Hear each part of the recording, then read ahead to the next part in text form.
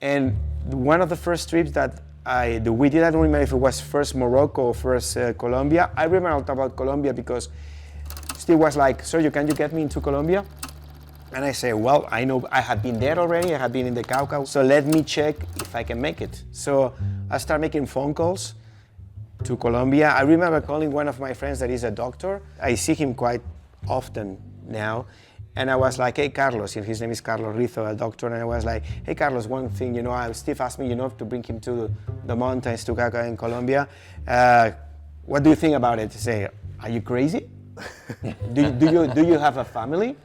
And I say, yes. He said, don't go, man. In that time, a woman, cannabis guide tourist, he was bringing tourists to that place, got killed.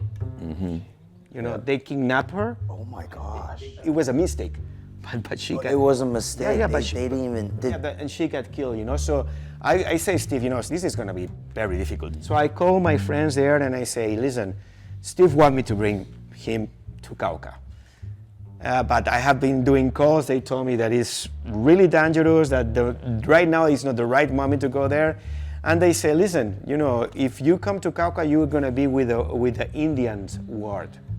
So if you are with the Indians ward, nothing is going to happen to you. You're so safe. You're safe. They're the safe ground. So we flew to Cali, and we were in a hotel in Cali, and 3 bands came to pick us up. Mm-hmm. One to be on the front, we were in the middle, and the other in the back. And we had such a wonderful time in Cauca. We spoke with the majors. I don't know how to call it, but the most important persons in the village, in the tribe, that like they decide. It was like the captain. And we were there, one of the reasons we tried to help them. They were like, okay, can you help us, please? Because we see all the legalization with cannabis in Colombia, and we have been selling cannabis for life. So what do we have to do in order to survive to the new situation? So it was just amazing,